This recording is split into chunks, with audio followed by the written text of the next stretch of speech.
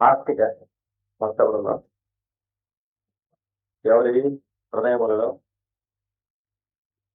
భగవన్నామం నిరంతరం ప్రతిధ్వనిస్తూ ఉంటుందో, ఎవరి జిహ్వల యందు రామనామం ఉచ్చారణ జరుగుతూ ఉంటుందో అలాంటి వారు ఇక్కడ చేరి ఉన్నారు. ఈ చేరటం ఈ రోజునే కాదు, ఇప్పటికీ చాలా సంవత్సరాల నుంచి ఇక్కడ చేరి ఉన్నారు.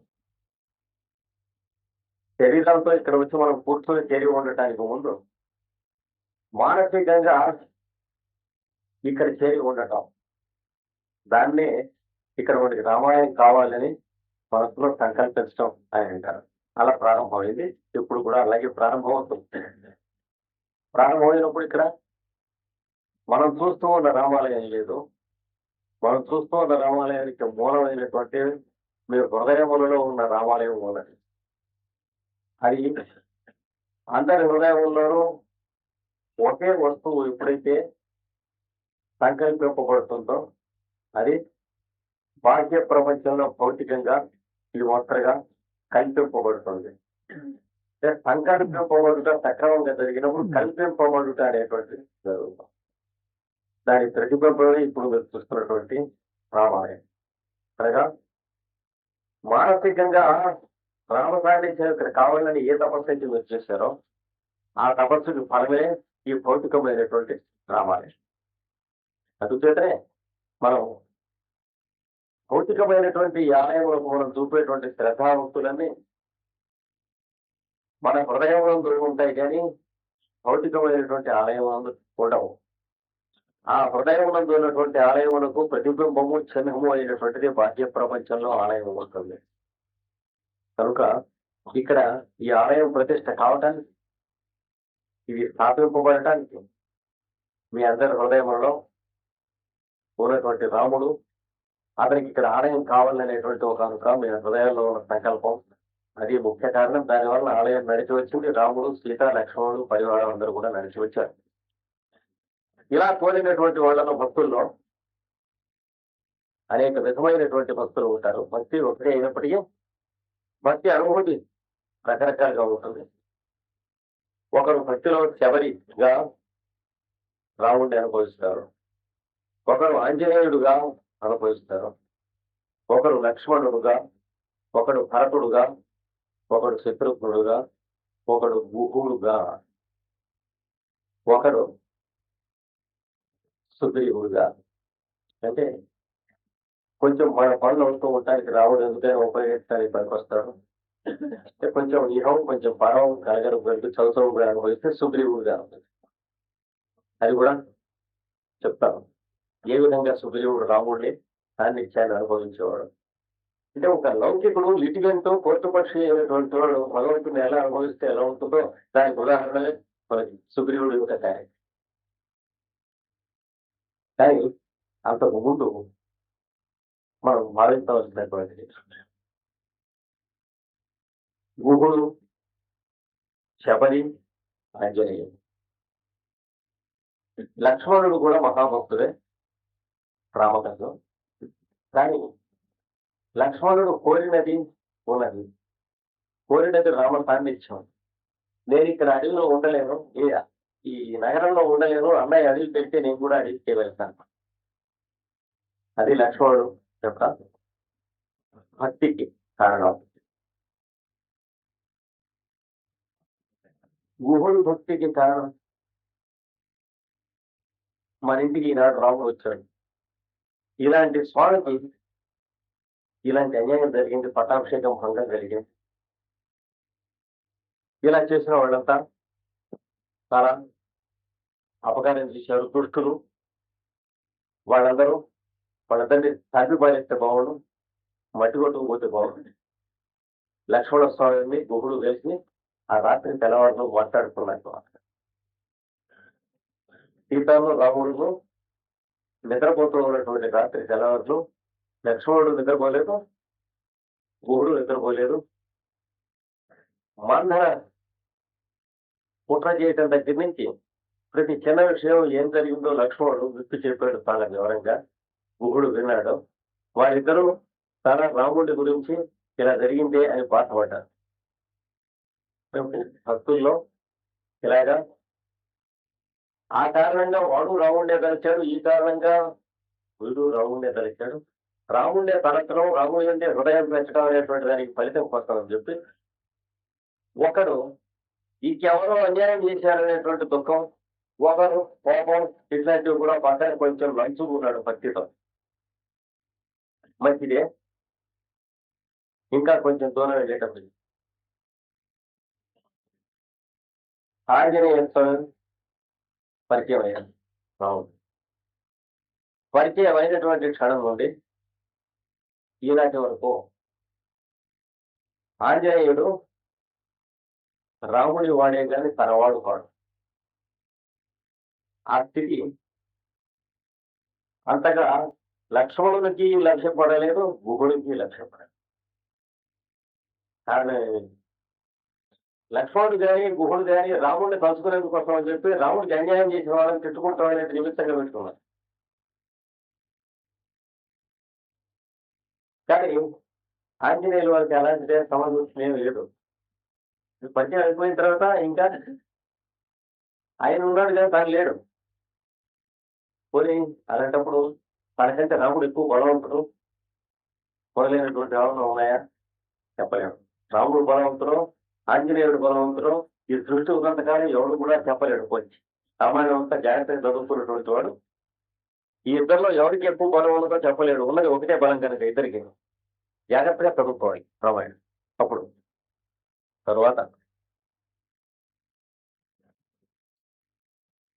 రాముడిని స్మరించడం కోసం ఆంజనేయుడు ఎవరినైనా తిట్టుకున్నాడు? టైంలో తీరిక లేదు. ఎందుకంటే మనస్సు నిండా రాముడు ఒక్కడే నిండి ఉన్నాడు. లక్ష్మణుడికి కానీ గుహుడికి కానీ కైక మందర వాళ్ళంతా నిండి ఉన్నారు. కొంచెం కొంచెం చోటు ఉంది వాళ్ళకి రాముడితో పాటు. ఆంజనేయ స్వామికి చోటు తీరిక లేదు. ఉన్నది రాముడు ఒక్కడే. ఎదురుకుండా ఎవరున్నా రావణ బుద్ధున్నా వాడితో మాట్లాడుకున్నా అంతే, ఇంద్రజిత్తుంటే వాడితో మాట్లాడుకున్నా అంతే, సీతాదేవిని చూసి ఆమెతో మాట్లాడుతున్నా అంతే, ఇక కిష్కింధలో ఉండి మిగతా కూతురుతో మాట్లాడుతున్నా అంతే. రాముడిని ఒక మాట చూసిన తర్వాత అతని హృదయంలో రాముడే ఉన్నాడు కనుక బాహ్య ప్రపంచంలో తను చూస్తుంది కూడా రామ విగ్రహములైనటువంటి ఇతర రూపంలో చూస్తూ ఉన్నాడు. ఇది మనకు రామాయణం చదువుకుంటే అర్థమయ్యేటువంటి ప్రత్యేకమైనటువంటి పాయింట్స్ లో ఒకటి. పోయి ఆంజనేయ స్వామికి రాముడి వల్ల పొందవలసినది ఏమైనా ఉండిందా రామాయణ అనుభవం చదువుకుంటే? అప్పుడు కానీ ఇప్పుడు కానీ ఎప్పుడు కానీ రాముడు ఎంతో భక్తి కలిగి ఉండటం వల్ల ఆంజనేయ స్వామికి ఆయుర ఆరోగ్య శ్రీయం ఏమైనా పెరిగినాయా? పెరగక్కర్లే. ఉన్నది ఆయనకి తన తిట్టని ఇంకోళ్ళకి ఇస్తాడు కానీ ఆయనకి ఎవరు ఇవ్వక్కర్లేదు.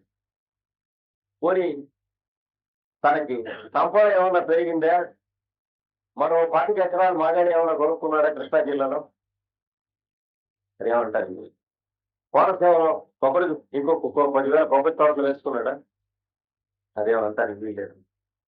ఎందుకంటే ఆయన ఎవరికైనా ఇచ్చేటువంటి వాడు ఏమైనా ఆంజనేయుల వారి క్యారెక్టర్ మనం చూసినట్లయితే ఆయన ఎవరి దగ్గర పుచ్చుకుంటాం అనేది మనకు కనిపిస్తుంది. ఆనాడు గారు ఈనాటి వరకు కూడా. కొన్ని రాముడి వల్ల ఆయనకి చిత్తశాంతి ఏమన్నా కావాలి. అంతకు ముందే చిత్తశాంతి కలిగి రాముడిని చూశాడు. రాముడిని చూసేటప్పటికే చిరచిత్తుడైనటువంటి వాడు మహాయోగేంద్రులందరూ కూడా ఎంతో ప్రయత్నం చేసి చిత్తస్థైర్యం కోసం అని చెప్పి తంటాలు పడుతున్నాం అంటే అంటారు. తంటాలు పడ్డవాడికి చిత్తస్థైర్యం ఏమైనా రాదు. ఎందుకంటే ఈ 10 ఏళ్ళ నుంచి యోగాభ్యాసం చేస్తున్నారు అంటే ఆత్మశాంతి కోసం బాధపడుతున్నాడు. బాధపడేవాడికి ఆత్మశాంతి వస్తుందే. జన్మంతా యోగాభ్యాసం చేసి ఆత్మశాంతి రాకుండా సరిపోయేటువంటి తెలివిగలవాడు సార్వజనం. అలాగే జీవితంలో దుఃఖాలు పోవాలండి, బాధలు పోవాలండి, సుఖపడాలండి. అందుకోసమే ఇంత బాధపడుతున్నాం. బాధపడ్డవాడు అందులో ఏది పోదలేడు. అందుకని ఆంజనేయ స్వామికి పుట్టుక చేతనే స్థిరచిత్తుడైనటువంటి వాడు, సర్వాంతర్యాలతో చెందినటువంటి ఆత్మ కలవాడు. అలాంటి వాడై రాముడిని దర్శించాడు. కానీ రాముడిని దర్శించినారు చిత్తశాంతి లేదు మహాప్రభు. ఈ వేగలు విద్యలు, ఈ లక్షలు, బ్యాంకు బ్యాలెన్స్లు, వీటి సంగతి నేను చూసుకుంటూ ఉంటాను. నా చిత్తశుద్ధిని గురించి, చిత్తస్థైర్యాన్ని గురించి నువ్వు చూడు అని తన సర్వెంట్ లాగా దేవుణ్ణి ఆర్డర్ వేసినటువంటి వాళ్ళలో వాడుకోవాలి. ముందుగా దేవుడు భక్తుల వాళ్ళు అనుకుని ఏం చేస్తూ ఉంటాం? నాకు మనసు శాంతిని, మా అబ్బాయికి అన్నిస్తున్న సెలక్షన్ మా అమ్మాయికి దగ్గు తగ్గింది. మా అమ్మాయికి వచ్చే సంవత్సరం పెళ్లి అయ్యేట్టు చూడు అంటే ఒక ఆఫీసర్ జవాన్ని ఎలా ఆజ్ఞాపిస్తాడో మన దేవుణ్ణి ఎలా ఆజ్ఞాపిస్తూ ఉంటాం భక్తుడు అనేటువంటి పేరుతో. భగవంతుడు నిజంగా వాడిని భగవంతుడిగా మనం చూస్తూ ఉంటే నువ్వు నాకు ఇది చేసి పెట్టు ఇది చేసి పెట్టు అని అడుగుతావా ఆర్మీగా ఇడియట్.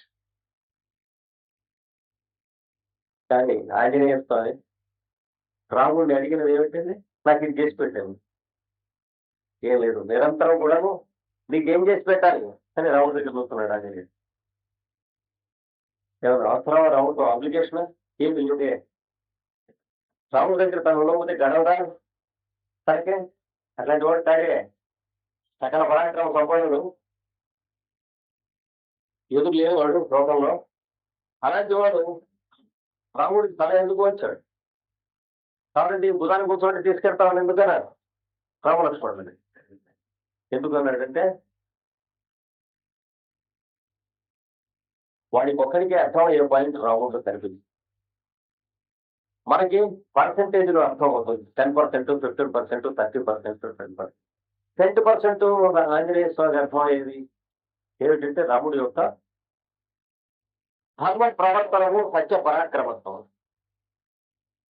అది ఎంతవరకు అర్థమవుతుందంటే మనకి ధర్మం అంటే ఏమో సత్యం అంటే ఏమో ఎంతవరకు తెలుసో అంతే అర్థమవుతుంది మనకి. సత్యం అంటే నా దృష్టిలో ఏమిటో అంతవరకే నాకు ఎదుటివాడి యొక్క సత్య పద్ధతి తెలుస్తుంది. ధర్మం అంటే నా దృష్టిలో ఎంత పర్సెంటేజ్ ఉందో అంతవరకు ఎదుటివాడిలో ఉన్నటువంటి పరమాత్మత్వం తెలుస్తుంది.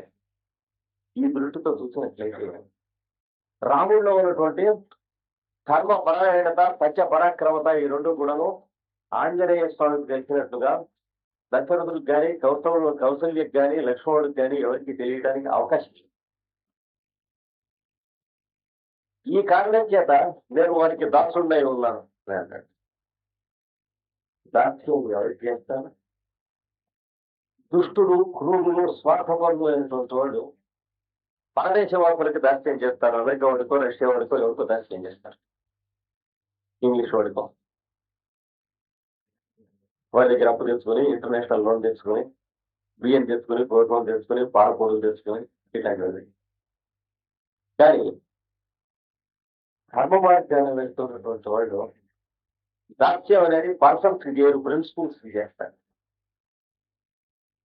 ఆ ప్రిన్సిపల్స్ ఏ పర్సన్స్ లో వచ్చి శరీరం ధరించి ఉన్నాయో ఆయన అవతారం అవుతున్నట్టు. అవతారం అంటే అవతరించుట, అవతారం చేయుట, శరీరంతో దిగి రావటం. ధర్మములు అనేవి శాశ్వతంగా స్పేస్ లో అక్కడ ఉంటాయి ఆకాశంలో. అవి గుణములుగా మనోబుద్ధి అహంకారాన్ని శరీరాన్ని వహించి దిగి వస్తాయి ఒక్కొక్కరు కాలకాలంలో. ఆ దిగి వచ్చినప్పుడు ఏవైతే ధర్మగుణములు దిగి వచ్చినాయో దిగి వచ్చిన ధర్మగుణములు శమనవాది గుణములు వేదాంతం చెప్పుకుంటాము, చేతులు ముడుతూ కూర్చుంటాం మొదలైనవి కాకుండా ఆచరణ కోసం ఎప్పుడైతే దిగి వస్తాయో ఆచరణ అంటే తన పనులు తను చేసుకుంటాం, తన ఉద్యోగం తను జాగ్రత్తగా చూసుకుంటాం, తన ఆస్తి తను జాగ్రత్తగా చూసుకుంటాం, తన ప్రావిడెంట్ ఫండ్ గ్రాట్యుటీ తను జాగ్రత్తగా చూసుకుంటాం, తన పిల్లకి పెళ్లి అవ్వడం తను జాగ్రత్తగా చూసుకుంటాం, తన భార్యకు కావలసినటువంటి వస్తువులు కొనిపెట్టడం. ఇందులో చూసుకున్న వాళ్ళకి ఏం మిగతాం.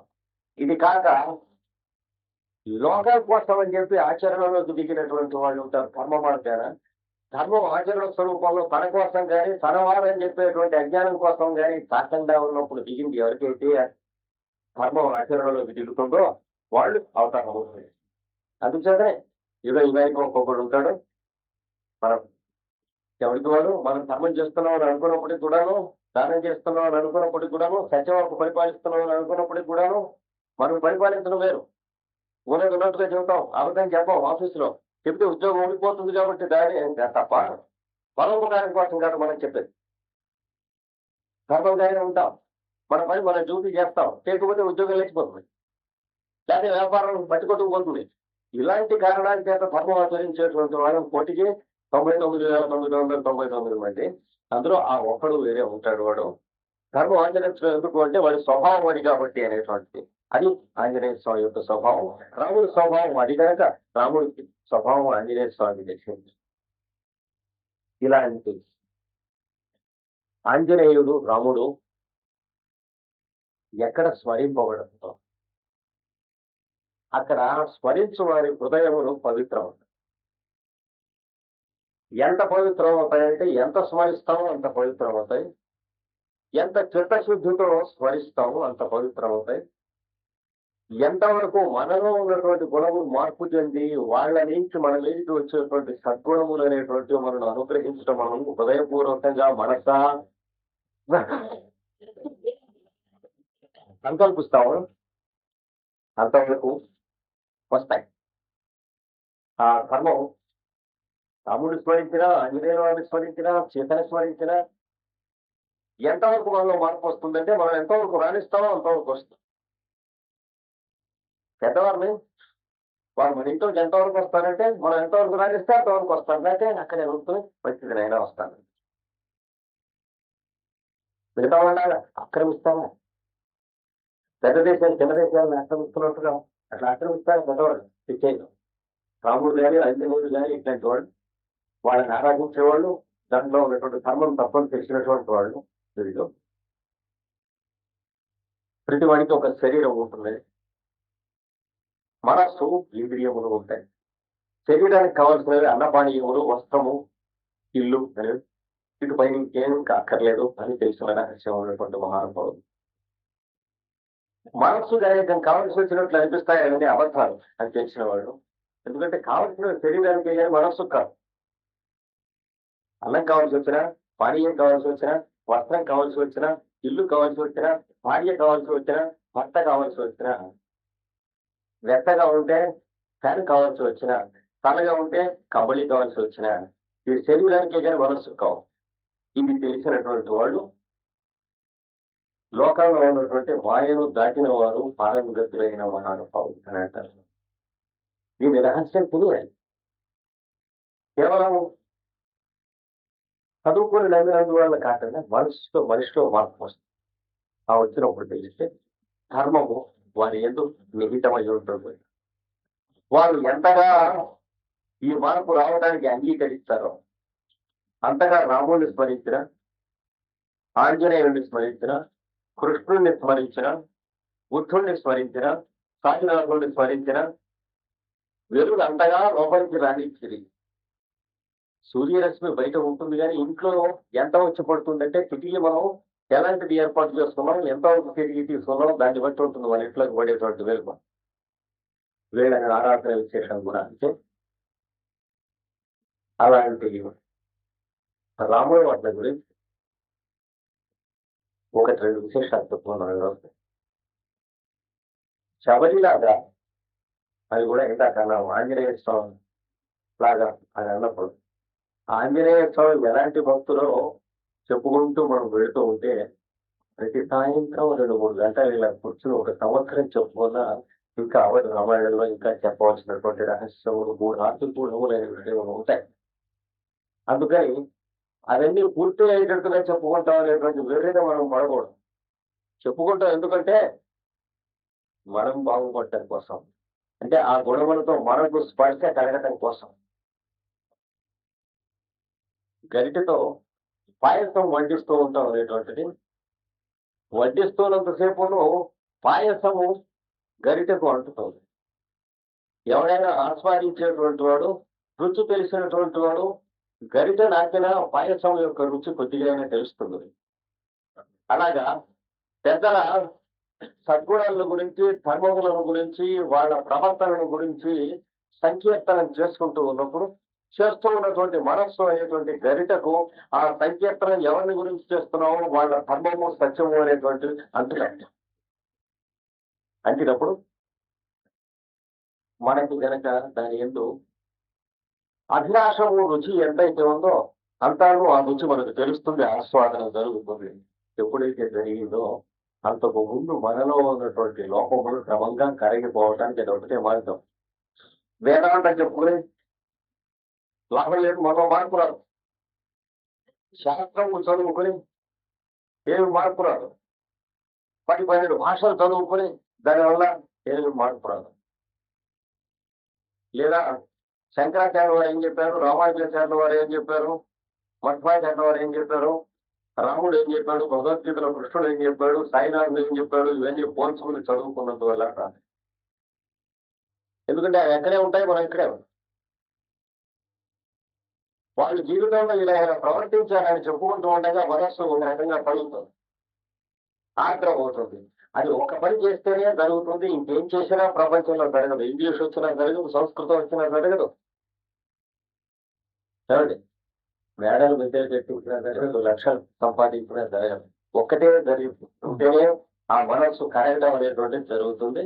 అది ఏమిటంటే పెద్దలు ప్రవర్తించిన ప్రవర్తనలందున్న సన్నివేశములు ఇలా జరిగినాయి, వారు ఇలా మాట్లాడారు, వీరు ఇలా మాట్లాడారు, వీరు ఇలాగా ఒప్పుకున్నారు, వారు అలా కోపించారు, అయినా కూడా వీరు ఇలా కోపించకుండా శాంతించారు. ఇలాంటివి చెప్పుకుంటూ ఉన్నప్పుడు మన మనస్సు కరిగి మారుతుంది అవకాశం ఉంది. అని ఎంతో విలువైన వేదాంత విషయములు చెప్పుకున్నప్పుడు ఆశ్చర్యం కలుగుతుంది తప్ప హృదయం కరగటం కానీ మనిషి మారటం కానీ ఎన్నడూ జరగదు. ఇప్పుడు వేదాంతం గ్రంథాలు చెప్పుకునే క్లాసులు ఏమీ లేవు.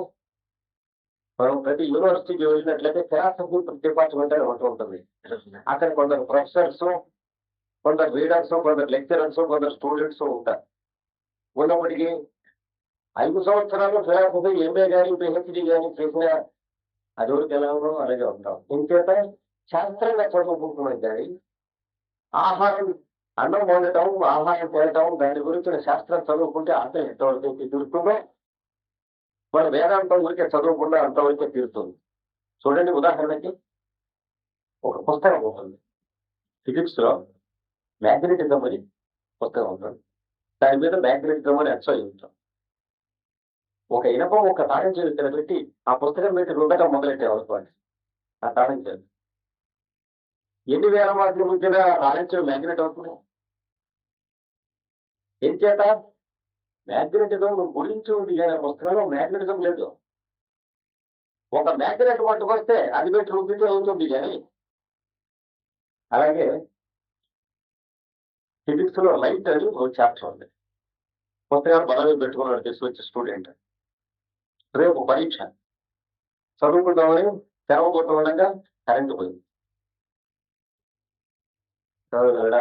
ఏ పుస్తకాలు నిండా ఉంది, లైటే కదా, కరెంట్ ఎందుకో. కానీ తమ్మిడికి పనికిరావు లైట్ ఉంటాయి. లైట్ వస్తేనే వీడికి ఈ పుస్తకానికి గతి ఉంది, లేకపోతే గతి లేదు. లైట్ గురించి అసలైన పుస్తకాలు అయిన దాంట్లో బల్బులు బొమ్మలు ఉండొచ్చు, బల్బులు ఫోకస్ పడుతున్నట్లు ఉండొచ్చు, యూఐడి ఇవన్నీ ఫార్ములు ఉండొచ్చు, ఎన్నైనా ఉండవచ్చు. ఏమున్నప్పటికీ అది కాంతి యొక్క శవము తప్ప కాంతి కాదు. అలాగే మ్యాగ్నెటిజం అనే పుస్తకం మ్యాగ్నెటిజం యొక్క శవము తప్ప మ్యాగ్నెటిజం కాదు. ఈ పుస్తకములు, గ్రంథములు, శాస్త్రములు కాక ఇంకొకటి ఉంది, దాని పేరే మనం. తృప్తి కలిగినా శాంతి కలిగినా మనకు కానీ పుస్తకం ఇస్తారు. సందేశం కలిగిన ఆత్మ వికాసం చెందిన పొందవలసింది మనకు కానీ పుస్తకాలు ఇస్తారు. పెన్షన్కి బండ్లకి ఇచ్చారు, మనకు వచ్చే జీతం డబ్బులకి ఇచ్చారు, బ్యాంకు బ్యాలెన్స్లు ఇచ్చారు, బ్యాంకులో మన అకౌంట్ పుస్తకాలు ఇచ్చారు, వాటికి ఇచ్చాడు. ఆకలి తీరవలసింది మనకి, ఆకలి తీరినా మనకే, తృప్తి కలిగినా మనకే, సందేహం తిరిగినా మనకే. మనం అనేది డైనమిక్, అదన్నీ కూడా స్టాటిక్. ఈ తేడా చూసుకోవాలి. చూసుకున్నప్పుడు మానవుడికి మార్పు రావాలని అంటే ఆంజనేయ స్వామి, రాముల వారు, లక్ష్మణుడు, శత్రుఘ్నుడు, సీతాదేవు, వీళ్ళకి జరిగిన జీవిత సన్నివేశములు కొన్ని తీసుకుని మనస్సు దాన్ని ఎందు పెట్టి కుతూహలంతో చెప్పుకుంటాం, వింటం జరుగుతూ ఉన్నప్పుడు మనం మనంగా ఉండటం మానేస్తాం. ఒక 10 నిమిషాలు అయ్యేటప్పటి మనం వాళ్ళుగా ఉండటం మొదలు పెడతాం. మళ్ళీ అది ఆపేటప్పటికీ మనం మనంగా వచ్చేస్తాం, తాత్కాలికంగా ఉంటాయి. కానీ నిరంతరం అదే ఎక్కువ సేపు చేయటం మొదలు పెడితే రోజు సాయంత్రము పొద్దున 1 గంట వాళ్ళని గురించి చెప్పుకుంటూనే డైలీ పెట్టామనుకోండి, కొన్నాళ్ళు అయ్యేటప్పుడు ఏమవుతుంది, మనం వాళ్ళుగా ఉన్నటువంటి గంటలు నెచ్చుగా ఉంటాయి, మనం మనంగా ఉన్నటువంటి గంటల టైం కాలం తగ్గుతుంది. కొంతకాలం అయ్యేటప్పటికీ ఈ ఇనప ముక్క కూడా పర్మనెంట్ మ్యాగ్నెట్ అవుతుంది. ఈ ఆర్మేచర్ కూడా కరెంటు దీంట్లోంచి కరెంటు వైర్ పెట్టి ఫ్లో చేసేది. ఇంకా తీసేసినా కూడా ఇది ఇరువుగా ప్రవర్తించదు, మ్యాగ్నెట్ గానే ప్రవర్తించడం మొదలు పెడుతుంది. అలాంటి మార్పు రావడం కోసం మనకు ఇచ్చినటువంటి చరిత్రలు, మహానుభావుల యొక్క జీవిత చరిత్రలు, ఈ అవతార మూర్తుల చరిత్రలు కాగా 8 లక్షల సంవత్సరాలకి అంటే ఇంకా ఎక్కువైనటువంటి కాలం రాముడు ఈ భూమి మీద నడిచిన కాలం మీరు లెక్క ఇస్తుంది. మీకు లెక్క ఎలా తెలుసునండి మీరు అడగచ్చు.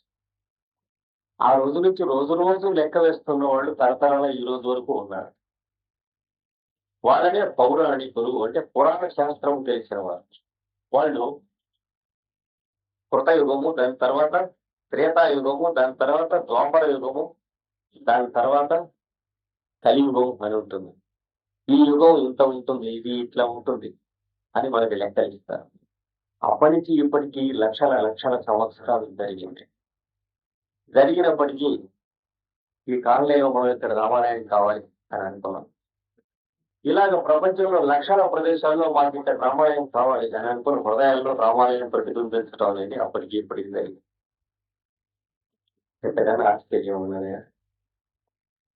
అమెరికాలో ఒక రామాలయం చూశాను.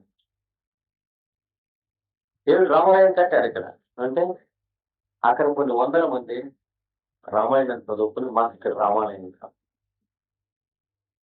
ఇంగ్లాండ్ లో ఒక ఇంట్లో రాముడిని ప్రతిష్ఠ చేశారు.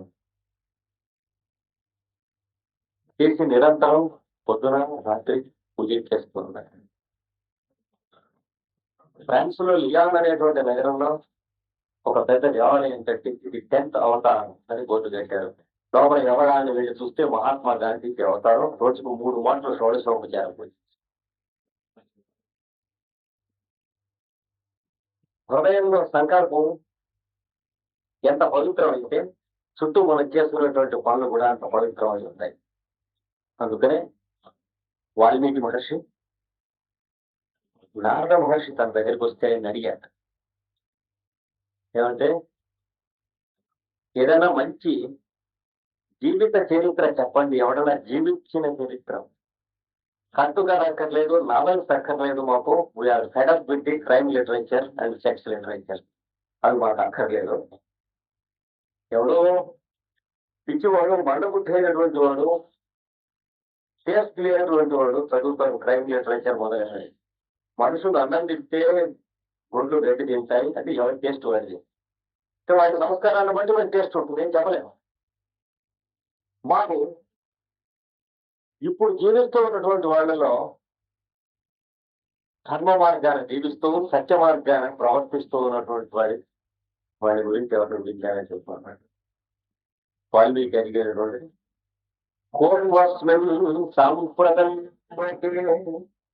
సాంప్రదాయం అంటే ప్రస్తుతం ఇప్పుడు ఎవరున్నారు?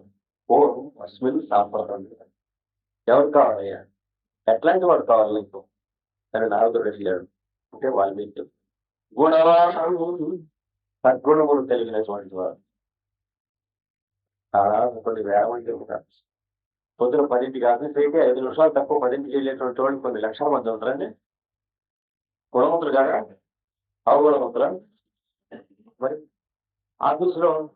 ఆఫీసర్ గారు వస్తున్నట్టు లేచినట్టున్న వాళ్ళు కొన్ని వేల మంది లేదు. గుణవంతులు కాదా? లేదా పెద్ద ఆఫీసర్ గారు సర్ప్రైజులు ఇంటికి వస్తున్నారంటే ఎరువులు అన్ని జాగ్రత్తగా తయారు చేసి పెట్టినట్టు గుణవంతులు కాదు. గుణవంతులు అదొక్కటి చాలు. మాత్రం గుణవంతులు చాలా మంది ఉన్నారు కానీ గుణవంతుడు మరియు సమర్థుడైన వాడు అంటే